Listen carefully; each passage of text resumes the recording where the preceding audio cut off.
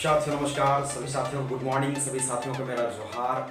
आइए आप सबों को मैं एक बार फिर से बहुत बहुत स्वागत करता हूं।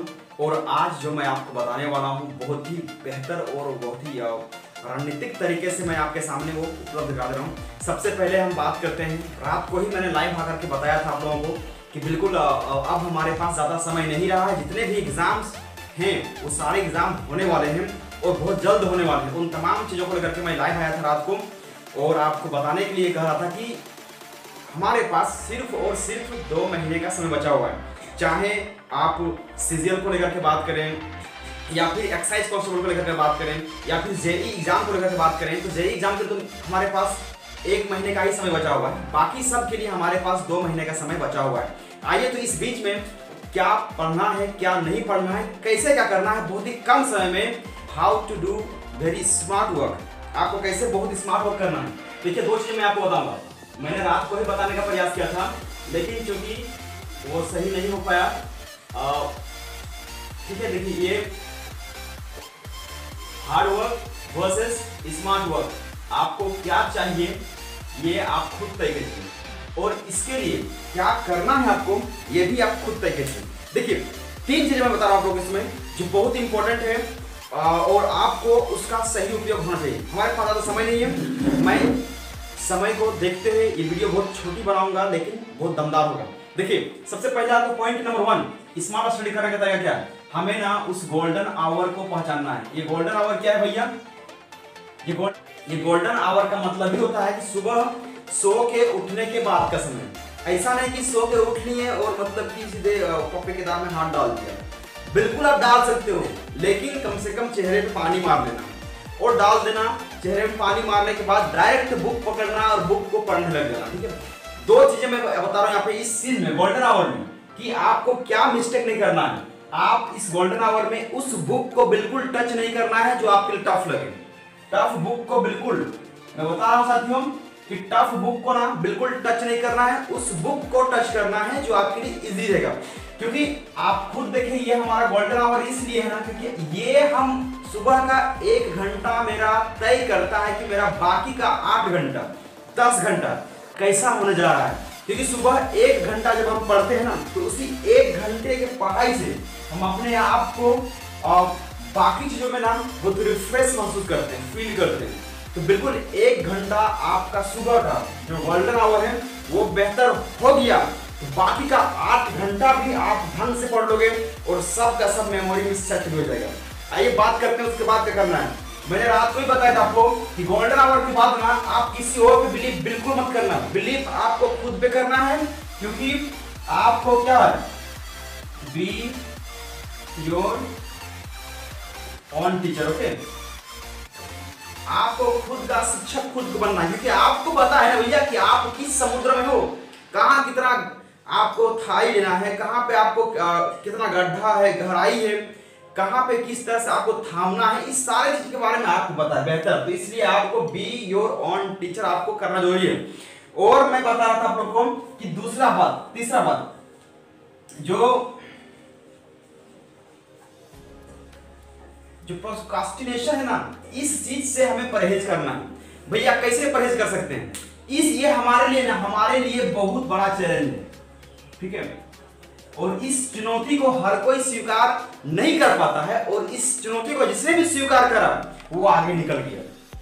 इस प्रोक्रास्टिनेशन के माध्यम से बहुत सारे ऐसे स्टूडेंट होते हैं जो अपने आप को बहुत ज्यादा डल महसूस करते हैं, अपने आप को आलसी बना देते हैं। तो हमें उस आलसपन से दूर हटना है खुद को। ठीक है, और हर एक मोमेंट में मतलब कि इसको हटाते हुए ना, इसको दरकिनार करते हुए आपको अपने लाइफ में ना एक्टिव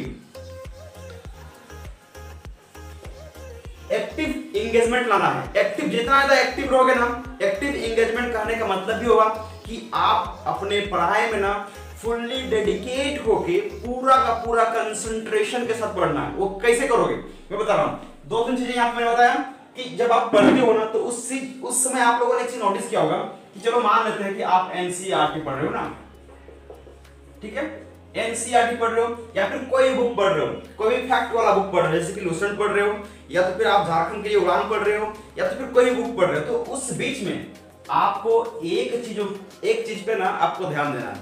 वो ध्यान क्या देना है कि जब भी आप पढ़ोगे, चलो मान लेते हैं ये आपका बुक है, ये आप यहाँ पे पढ़ रहे हो, लेकिन इस बीच में आप जब यहाँ पढ़ोगे तो उस बीच में आपको साइड में एक नोटबुक लेना है। क्या लेना है? नोटबुक। और भी कैसा? Rough notebook. मतलब कि ऐसा नोटबुक होना चाहिए वो कि बाद में जब आप फिर उसको देखोगे ना तो लगेगा कि नहीं एक मकड़ी का जाल बन चुका है। ठीक है, उसमें इतना फैक्ट्स भर जाएंगे। तो ये आप यहाँ जब पढ़ोगे तो उस बीच में आपको नोटबुक के सहारे इधर पढ़ते जाना है, इधर रफ करते जाना है। फायदा होगा, यकीन मानो साथियों, बहुत जबरदस्त फायदा होगा। ठीक है, और ये आपके लिए बहुत बड़ा अपने आप में चैलेंज है। दूसरा बात कर रहे हैं कि फिर इसी के साथ जब आप रिवाइज करोगे, जब रिवीजन के लिए आपके पास टाइम रहेगा, जब रिवाइज करोगे तो उस बीच में आपका यही नोटबुक काम देगा, क्योंकि जो मकड़ी का जाल आप बिन चुके हैं ना, उसी मकड़ी के जाल में ही एग्जाम को फंसना है आके। तो आप इसको बनाने की तैयारी में जुड़ जाइए। बिल्कुल बता रहा हूं कि जब भी आप पढ़ते होगे तो आपको एक चीज का एहसास हुआ होगा कि पढ़ते पढ़ते ना आपको नींद आता होगा। नींद आने का वजह क्या है? पढ़ते पढ़ते जब नींद आता है तो उसका वजह क्या है? वजह यह है कि हमारा बॉडी जो है ना पूरी तरह से एक्टिव इंगेज नहीं हो पा रहा है, और एक्टिव इंगेजमेंट लाने के लिए आपको रफ नोट यूज करना है। थोड़ा सा भी कुछ भी लिख लिया, क्या फर्क पड़ता है? आपका समय आपके पास है ना, आप उस समय को ना कहीं दूसरी जगह में मिसयूज मत करना। ठीक है, उसको यहीं पे रफ नोटबुक बनाने में, तैयार करने में अपना सारा समय को लगा देना है। ठीक है, और मैं बता रहा हूं कि आप लोगों को बहुत ही शॉर्ट टाइम, ये चौथा का बात करता हूं ना, तो बहुत ही शॉर्ट टाइम गोल फिक्स करना है। शॉर्ट टाइम गोल का मतलब क्या होता है कि ऐसा गोल जो आप तुरंत अचीव कर दो। जैसे कि सिंपल सा, रात को आपने और सोते समय आपने प्लान कर लिया कि सुबह मेरे को ना ये पढ़ना है, तो वो आपने शॉर्ट टाइम गोल तैयार कर लिया। सुबह पढ़ना है, मतलब कि सुबह मतलब दिन भर पढ़ना है, मतलब वन डे, एक दिन का आपने जो आपको जो वन डे पढ़ना है, एक दिन जो पढ़ना है, उसका सारा का सारा आपने चीजों को बेहतर तरीके से यहाँ पे रिप्रेजेंट कर दिया। उस आपका जो भी डेली रूटीन में वो शामिल होगा वो। और ये देखिए विज्ञान भी ये कहता है ना, किसी भी चीज को अगर हम पढ़ते हैं और पढ़ने के बाद अगर हम उसको वीकली रिवीजन करते हैं, वीकली के बाद फिर से हम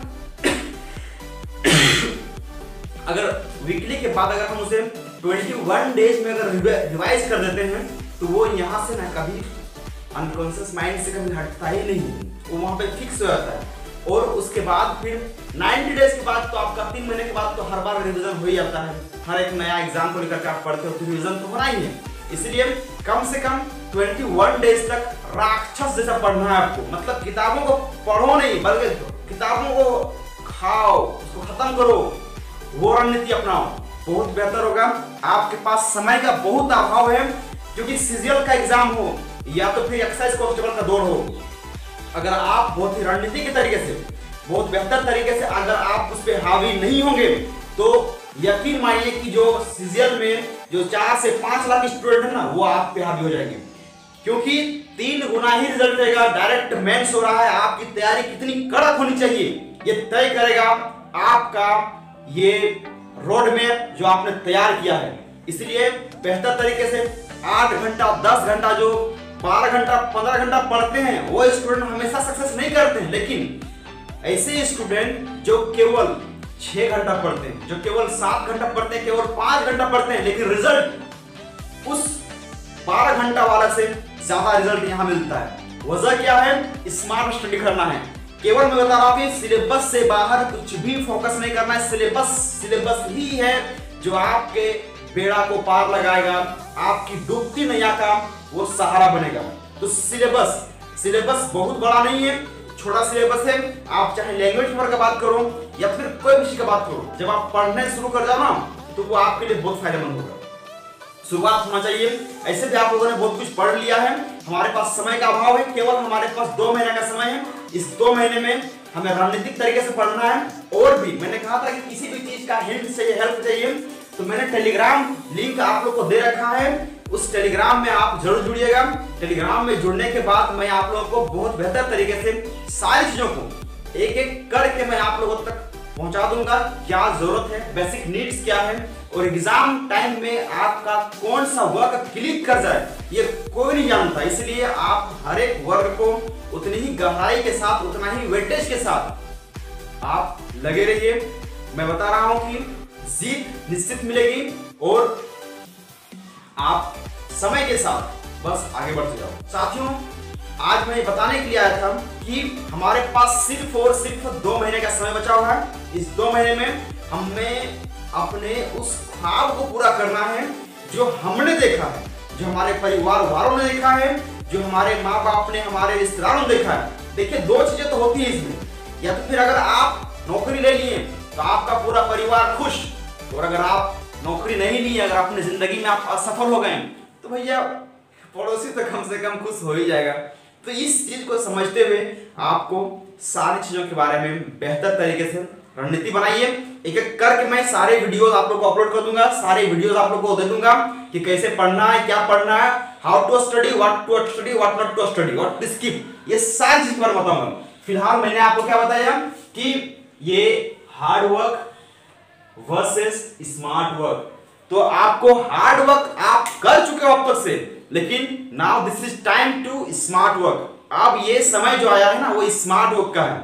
अगर आप इस समय में अगर बहुत ही खूबसूरत अंदाज में अगर आप अपने कामों को अंजाम तक नहीं पहुंचाइएगा तो यकीन मानिए आपको जीत नहीं मिलेगा।